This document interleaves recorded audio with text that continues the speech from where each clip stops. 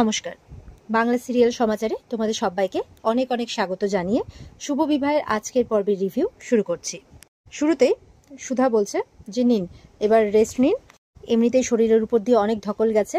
তখন তেজ বলছে যে না না, এখন আমার কিছুতেই ঘুম আসবে না, আর আমার রেস্ট নিলেও হবে না, আর এটাই সুযোগ যে আমাকে আমার কাজটা করে ফেলতে হবে, ওই রিপোর্টগুলো দেখতে যেতে হবে, কারণ এই পুজোর জন্য ওই বন্ধ থাকবে, মানে রেকর্ড রুমটা, ওখানেও কেউ থাকবে না, তো আমাকে এই সুযোগেই কিন্তু আমার কাজটা সেরে নিতে হবে, তাই বলছে।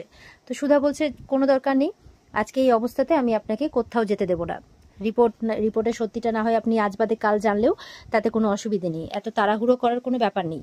তো বলছে তেজ বলছে দেখো, ইমন যখন মানে পোলোকে সরানোর মতো এত একটা জঘন্য কাজ করতে পেরেছে, তখন নিশ্চয়ই আমার রিপোর্টটাও পাল্টেছে, আর সেই সত্যিটা আমাকে জানতেই হবে।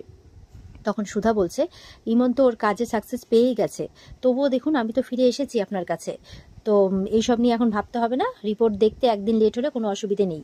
কিন্তু তেজ একটুও সময় নষ্ট করতে চাইছে না, তেজ এখনই যেতে চাইছে, আর সুধা কিন্তু যেতে দিতে চাইছে না। তেজ বলছে এই 5টা বছর আমি তোমাকে সন্দেহ করে অনেক ভুল করেছি, তার শাস্তিও পাচ্ছি, আমি আর কোনো ভুল করতে চাই না, তাই বলছে। এবার সুধা তেজকে বিছানাতে বসিয়ে বলছে আপনি এখান থেকে এক পাও নড়বেন না, আমি আপনার জন্য দুধ হলুদ নিয়ে আসছি। তখন সুধা যেতেই সুধার হাতটা ধরে নেয় তেজ, আর বলছে যে অভিমানে চাপা পড়া সুধাময়ী বসু মল্লিকের ভালোবাসাটা কিন্তু বেরিয়ে আসছে। সুধা বলছে বাজে কথা বলবেন না, চুপচাপ এখানে বসুন, আমি আসছি, এই বলে সুধা চলে যায়। তখন তেজ বলছে যে তোমার কথা শুনে আমাকে বাড়িতে বসে থাকলে হবে না, আমি আর আমার ভালোবাসার অপমান করতে পারবো না, এই বলে একটা কাগজে লিখে রেখে তেজ বেরোবে আর কি। তো দেখা যাচ্ছে মেচকা আবার অনেকক্ষণ ধরে তাদেরকে ফলো করছে, বলছে মাছ যখন নিজেই জালে ধরা দিচ্ছে তখন হালকা করে জালটা আরো বুনেই দিই, মানে এরকম একটা কথা বলছে। এদিকে দেখা যাচ্ছে তেজ বাড়ির থেকে বেরোতেই কিন্তু মেচকা সঙ্গে সঙ্গে এবার সার্থককে ইনফর্ম করছে। ওদিকে সার্থক গাড়ি নিয়ে একটা জায়গায় দাঁড়িয়ে আছে অন্ধকারে, আর দেখা যাচ্ছে কিছুক্ষণের মধ্যে সেখানে ইমন আসে। সার্থক বলছে তুমি জেল থেকে ছাড়া পেলে কি করে?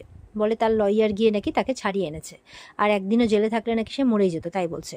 তো বলছে তুমি এরকমভাবে মানে কোমরে হাত দিয়ে হাঁটছে, তো এরকম অবস্থা কেন? বলে ওই জেলের ওই শক্ত মাটিতে শুয়ে শুয়ে নাকি তার এই অবস্থা হয়ে গেছে। তো বলছে যে মেচকা ফোন করতে তো খুব বিরক্ত হয়ে যায়, বলে এই লোকটা যে এতবার ফোন করে বিরক্ত করছে। তখন ফোনটা রিসিভ করতেই মেচকা কিন্তু তেজের খবরটা দিয়ে দেয় যে ও নীলকুঞ্জ হসপিটালে গেছে ওই 5 বছর আগে রিপোর্ট খুঁজে বের করতে। তো সার্থক তো এটা শুনে অবাক হয়ে যায়, এবার ইমনকে বলছে। তো ওরা বলছে এবার কি হবে, রবিন তো ছুটিতে আছে। তখন ইমনকে বলছে যে একটা ফোন করো তুমি রবিনকে। তখন ইমন ফোন করছে। এদিকে মেচকা তো খবরটা দিয়ে দেয় আর বলছে আমার কাজ হয়ে গেছে। ঠিক তখনই কিন্তু পেছন ঘুরতে দেখে সুধা সেখানে চলে এসেছে। সুধা বলছে কি ব্যাপার মেচকা, আপনি এখানে কি করছেন? বলে না, আমি হালকা করে আমার ভাইপোকে একটু দেখতে এসেছিলাম, আসলে এতটা অসুস্থ তো তাই জন্য। বলে না, সেটা তো হতেই পারে না, আপনি নিশ্চয়ই অন্য কোনো কারণে এসেছিলেন। বলে এই তো সুধা, এটাই তো দোষ, আমি ভালো করলেও দোষ, খারাপ করলেও দোষ, তুমি সবেতে আমার দোষই দেখতে পাও। আচ্ছা, মানুষ কি একটু একটু করে পরিবর্তন হতে পারে না? বলে না, সম্ভব নয়, আপনার ক্ষেত্রে সেটা সম্ভব নয়। হঠাৎ করে এতদিন পর আপনার ভাইপোর প্রতি এত দরদ উতলে উঠলো, আপনি তো আপনার ভাইপোর কম ক্ষতি করেননি। তো সুধা দেখছে সন্দেহ করছে, তো মেচকা তো কথায় পেরে উঠছে না, তখন কিন্তু মেচকা সেখান থেকে চলে যায়। সুধা তখন সন্দেহ করছে, না মেচকা তো অন্য কোনো কারণে আসেনি, নিশ্চয়ই কোনো প্ল্যান করছিল, তেজকে দেখতে এমনি এমনি তো আসবে না, এই বলে সুধার একটু কিন্তু সন্দেহ হয়। তো সুধা তো এবার ঘরে এসে দেখে যে তেজ নেই, আর একটা চিঠি লিখে গেছে, সেই চিঠিটা পড়ে বুঝতে পারে যে এই তেজ কথা না শুনে চলে গেছে। তখন তো ঝড়ও উঠেছে বাইরে, বলে এই তেজের এতটা জেদ বেড়েছে, এতটা অবাধ্য হয়েছে যে কথাটাও শোনে না। এবার তো সমানে ফোন করে যাচ্ছে, ফোনটাও রিসিভ করে না। এদিকে ঝড়ে তাদের ফটো ফ্রেমটাও পড়ে যায়, পড়ে কাজটা ভেঙে যায়। এবার কাজটা বলছে যে এটা কি অমঙ্গলের লক্ষণ, কোনো মানে অমঙ্গল কোনো কিছু হবে না তো, ভয় পাচ্ছে। সেই কাছে আবার সুধার হাতও কেটে যায়, সেটা দেখেও ভাবছে যে পরপর এগুলো কি হচ্ছে, না আমার এইভাবে বসে থাকলে হবে না, ফোনটাও রিসিভ করছে না, আমাকে যেতে হবে এক্ষুনি, তেজকে ফিরিয়ে আনতে হবে, তাই বলছে ও রিপোর্ট পাক না পাক আমাকে ফিরিয়ে আনতে হবে। যখন বেরোচ্ছে তখন তরিতা আসে, যে কি ব্যাপার বলো তো, কোথাও বেরোচ্ছ নাকি? আসলে আজকে রাত্রে আমরা কিন্তু সবাই মিলে ওই পুজোর ওখানে থাকবো, সারা রাত জাগবো, আমরা খুব আনন্দ করব। তখন বলছে যে জানো তো সব থেকে বেশি আনন্দকার তরির, ও নাকি আমাদের সাথে রাত জাগবে।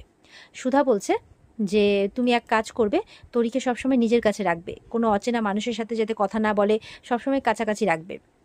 বলে হ্যাঁ, সে তুমি আমার উপরে ছেড়ে দাও, আমি ওকে দেখে রাখবো, কিন্তু তুমি এখন কোথায় যাচ্ছ? তেজ দাদা ভাইকেও দেখলাম কোথাও একটা বেরোলো। বলে হ্যাঁ, ও তোরির সাথে থাকবে, তার জন্যই তারই ব্যবস্থা করতে গেছে, তুমি চিন্তা করো না, আমি তেজকে নিয়ে ঠিক আমি পুজোর ওখানে পৌঁছে যাব, তাই বলছে। তো এই বলে সুধা বেরিয়ে পড়ে। তারপরে তরিতা তো খুব চিন্তা করছে, বলছে যে তুমিও সাবধানে যাবে, আর দাদা ভাইয়েরও যাতে কোনো ক্ষতি না হয়, কারণ দাদা ভাই সবে একটা এত বড় বিপদ থেকে মানে ফিরেছে। তো বলছে চিন্তা করো না, আমার উপরে বিশ্বাস রাখো, আমি থাকতে তোমার দাদা ভাইয়ের আমি কোনো ক্ষতি হতে দেবো না। এই বলে সুধা বেরিয়ে পড়ে। আর ওদিকে তেজ কিন্তু পুরো ওই রেকর্ড রুমে পৌঁছে গেছে, পৌঁছে কিন্তু সমস্ত ফাইল দেখছে, কিন্তু কোথাও কিছু খুঁজে পাচ্ছে না। তখন কম্পিউটার দেখে সেখানে বসে যায় আর বসে ফাইল খুঁজতে থাকে। তো খুঁজতে খুঁজতে সে নিজের ফাইলের রেকর্ডটা পায়ও সেখানে, কিন্তু সেই ফাইলটা ওপেন হচ্ছে না। তো এবার কি করবে, কোনো ক্রমে সেখানে মানে ফাইল নাম্বারটা চেক করে, তো সেই ফাইল নাম্বার অনুযায়ী ফাইলটা খুঁজতে থাকে। ফাইলটি খুঁজেও পেয়ে যায়, নিজের রিপোর্টটাও পেয়ে যায়, কিন্তু রিপোর্টটা দেখতে পারে না, কারণ সেই সময় ইমন রবিনকে ফোন করে সব কিছু জানিয়ে দেয়, রবিন সেখানে পৌঁছে যায়। তো ফার্স্টে তো তেজ বুঝতে পারেনি যে এটা কে। রবিন তো এসেই সেই রিপোর্টটা হাত থেকে কাড়িয়ে নেয়, বলছে আপনি কে, এইভাবে ঢুকেছেন রেকর্ড রুমে, জানেন না পারমিশন লাগে, আপনি বেরোন এখান থেকে, যা জানার আপনি সকালে এসে জেনে যাবেন। তেজ বলছে আমার রেকর্ডটা মানে রিপোর্টটা আমাকে দিন, ওটা আমার রিপোর্ট, আমি ওটাই নিতে এসেছি, আমাকে দিন। তখন রবিনের কার্ডে রবিনের নামটা দেখে নেয়, বলে ও আচ্ছা তুই রবিন, তুই তাহলে 5 বছর আগে আমার দিদির বাচ্চাটাকে সরিয়েছিলি ইমনের সাথে হাত মিলিয়ে, আর আমার রিপোর্টটাও চেঞ্জ করেছিলি। রবিন তো বলে যাচ্ছে আমি কোনো ইমনকে চিনি না, বলে চিনিস না, এই বলে কিন্তু দুজনের মধ্যে মারামারি লেগে যায়। তো তেজ যেহেতু এমনিতে অসুস্থ, তাই তেজকে মারাটা রবিনের পক্ষে খুব সহজ হয়। আর তেজকে একটু ঘায়েল করে দেওয়ার পর রবিন কি করে, রিপোর্টটা পুড়িয়ে দেয়, বলে যে এই রিপোর্টে কি আছে আমি সব জানি, কিন্তু তুই কোনোদিনই এই রিপোর্ট অবধি পৌঁছতে পারবি না, তাই বলছে। তেজ তো আবারও রিপোর্টটা নেওয়ার খুব চেষ্টা করে, কিন্তু পারে না, কারণ রিপোর্টটা পুরোটাই পুড়ে গেছে। তো এবার তো রবিনকে মারতে থাকে। এরপর রবিন কিন্তু বাইরে চলে যায় ছুটে, দিয়ে রিসেপশনে লুকিয়ে যায়। তেজ বাইরে বেরোয়, গার্ড কিন্তু তখনও ঘুমোচ্ছে, কিছু জানতে পারেনি। তো রবিন কি করে, পেছন থেকে একটা লাঠির মতো নিয়ে আসছে তেজকে মারার জন্যে। তো তেজ পেছনে ঘুরে সেটা ধরে ফেলে, আবারও তাদের মারামারি শুরু হয়ে যায়। এরপরে রবিন একটা মানে বোতল নিয়ে তাকে মারতে গেলে তেজই পিছন থেকে উল্টে সেই রডটা দিয়ে তাকে মেরে দেয়। তো সেই রড দিয়ে মারার পরে কারোর মরার কথা নয়, কিন্তু রবিন এমন ভান করছে যেন সে আর বেঁচে নেই। তখন গার্ডের ঘুম ভাঙে, গার্ডের ঘুম ভাঙতেই কিন্তু দেখে যে কি ব্যাপার, উনি এইভাবে পড়ে আছেন। তখন তো বলছে যে কিভাবে হলো, তেজও তো রবিনকে ওঠানোর চেষ্টা করছে, এই ভাই ওঠ ওঠ, কী হলো কী হলো, দেখছে কোনো সাড়া নেই। তখন সেখানে একজন নার্স আসে, এসে বলছে কি রবিনদা এখানে এইভাবে পড়ে আছে, উঠছে না কেন, আপনি রবিনদাকে খুন করেছেন, এইভাবে বলছে। ততক্ষণে কিন্তু সুধাও পৌঁছে গেছে ওখানে, যে মিস্টার বসু মল্লিক আপনি কি করেছেন, উনি এভাবে পড়ে আছেন কেন, বলে আমি কিছু করিনি সুধা, বিশ্বাস করো আমি কিচ্ছু করিনি, আমি জাস্ট হয়ে গেছে, আমি ইচ্ছে করে কিচ্ছু করিনি। তো সবাই তো অবাক হচ্ছে, আর হসপিটাল কর্তৃপক্ষ তেজের নামে দোষ দিচ্ছে যে আপনি এটা করেছেন, আপনি এটা করেছেন। সুধাও অবাক হচ্ছে, আর তেজও ভাবছে এটা কি হয়ে গেল আমার কাছে, কারণ রবিন এমনভাবে পড়ে আছে যেন সে আর বেঁচেই নেই।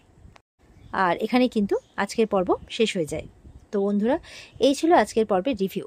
কেমন লাগলো কমেন্ট করে অবশ্যই জানাবে, আর আমাদের চ্যানেলের সাথে জুড়ে থাকতে চ্যানেলকে সাবস্ক্রাইব অবশ্যই করবে।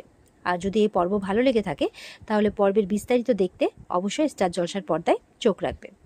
দেখা হচ্ছে তোমাদের সাথে আগামীকালকে। সবাই খুব ভালো থাকবে। আজকের মতো এই পর্যন্তই, টাটা।